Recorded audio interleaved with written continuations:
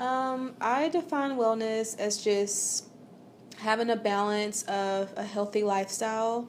So to me, that consists of physical fitness.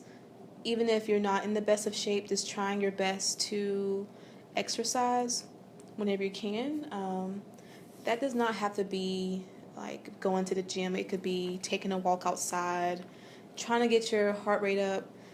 Also, another form is just spiritual wellness. I feel like every person should be centered spiritually. You do not have to be religious, but I feel like just engaging in a form of meditation is very healthy. And meditation is not prayer. Depending on who you ask, they may say the same, but not everyone is spiritual or not everyone is religious. Excuse me. And also, just taking care of yourself mentally. I feel like that kind of goes hand in hand with your spiritual wellness. Um, but there's also people who may have a little bit more going on. So just knowing your resources when it comes to your mental health, um, and just knowing what is available for you to take advantage of mentally.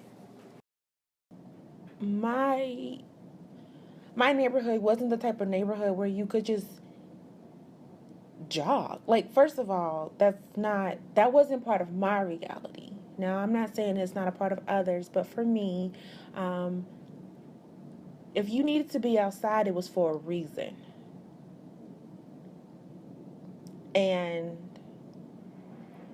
anything as a young woman, as anything that could be perceived as trying to garner attention from men was unacceptable. So when I got to college and I would see girls in like spandex, because at the time we didn't have yoga pants, they just called spandex. I didn't know what else to call them, or like um, halter tops or two tops, running around the neighborhood or around campus.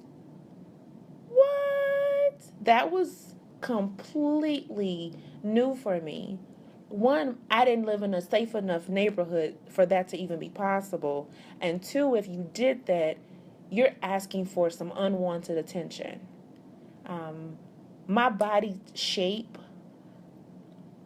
got attention in regular fitting clothes. My mother was not purposely going to allow me to put on something stretchy. That just wasn't going to happen. So when I got to college, I will say that we had a fitness complex. I was scared to go in there to exercise. That was so not. I wasn't comfortable with um, my body shape around other women. And then, of course, there's the factor that the guys are there. So, don't think I'm going to go there. Because, again, going there in workout clothes, I perceived as you want to get attention. For myself, I think that wellness just means being in the best state of mind, being able to take care of yourself so that you can take care of others, especially when you are a woman. I think it's important to really maintain healthy habits so that you can pass those on to your children so that then they can have those healthy habits as well. I personally try to work out at least once a week, which is difficult, right? Because who has the time nowadays? Mentally and spiritually, I do go to church. My mother's very devoted Catholic, and I grew up that way. Again, being that it's something that was passed on to me, so that's something that really keeps me grounded and focused, and just it helps me to um, stay stress free.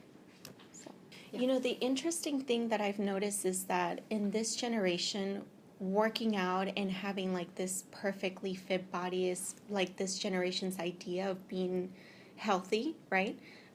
Growing up, with these Hispanic women, my mother, my tias, my grandmother, they're all more on like the they're the women's that have like curves and stuff. They were never really skinny, so I never really saw them putting a lot of emphasis on working out, but they did put a lot of emphasis on eating healthy. So just preparing all of your meals at home and just being very mindful of what you put into your body, that was definitely passed on and taught from my mother. And it's something that my sisters and I all practice. I have 3 sisters. But yeah, I never really saw working out as like, oh, you have to do this to stay healthy. It was more like a mindset and just being mindful of what goes into your body.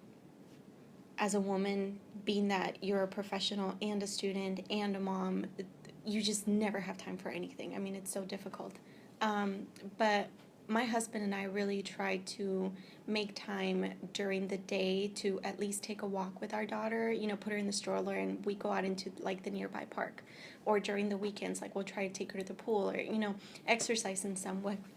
But here, once you're at work, I really try to like prepare my own lunch or at least, buy a salad for lunch instead of just eating junk food every day, which is a bad habit.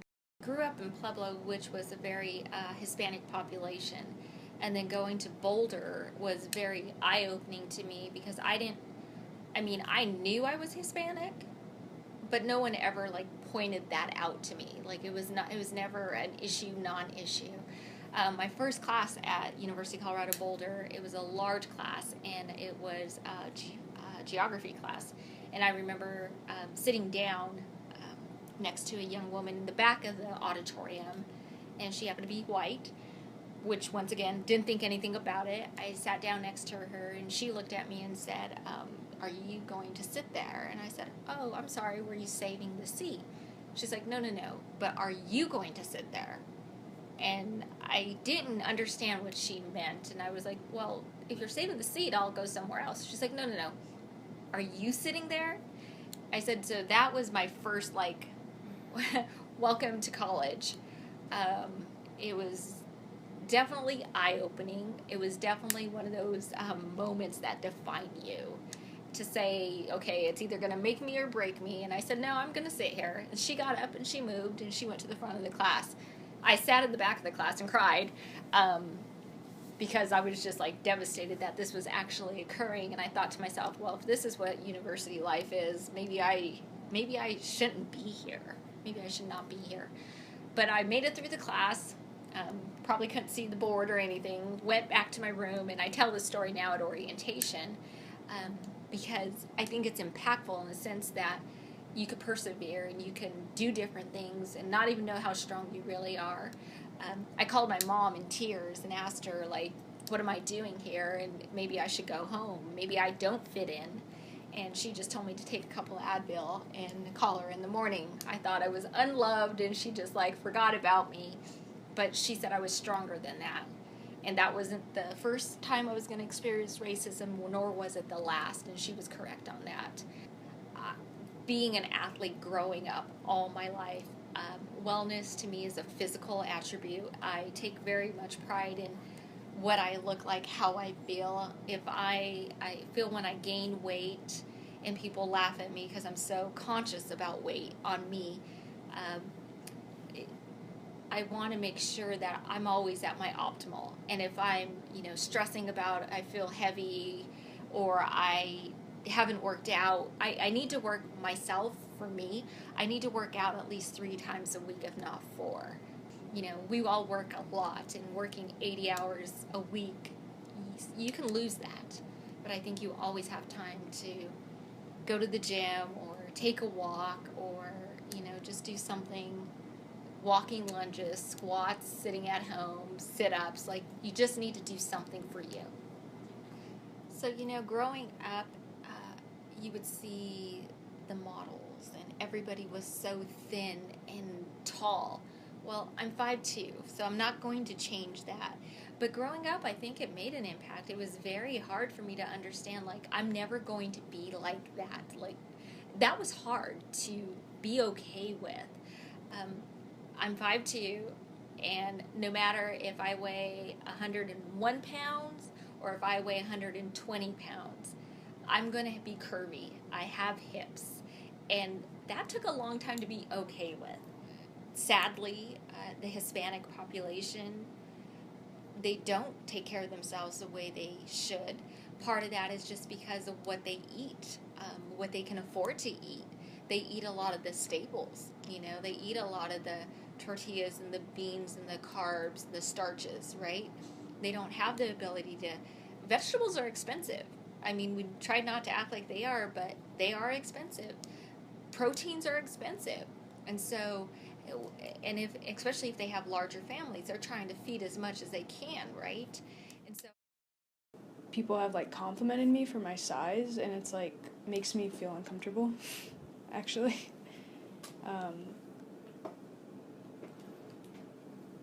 Like this happened the other day,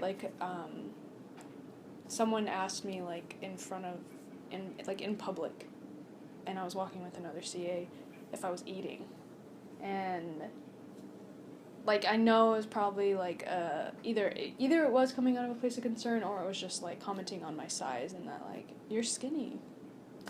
And I was just like, yeah, I'm eating, and I have to like react in a way where it's like not going to cause concern to that person. So I almost have to make a joke out of it, but in reality I'm like, would you tell an obese person that they're fat? Like, no. What makes you think that I'm comfortable with the way that I look today just because I'm skinny and I'm a size 4 or something, And I think that's a really big misconception. I don't think people think about that. Like, skinny people are just as self-conscious as other people, regardless of size. Because everyone has, like, a goal, I think, in where they want to be in their health. And I would like to be more fit and not look as skinny as I do. But people don't know that. People probably think I'm very happy looking like a twig, but I'm not. Like, girls are embarrassed to ask for a tampon. I mean, some. I can't say this is a blanket statement for everyone, but some girls are embarrassed to be in class and be like, hey, do you have a tampon? I just started my period. But, like, that's a natural life thing, and so, yeah, and like, I myself am, like, self-conscious when I'm on my period if, like, I am gonna, like, stain or anything like that, and I think that's a concern for everyone, but it's, like, a natural thing, and, like, we can't help it.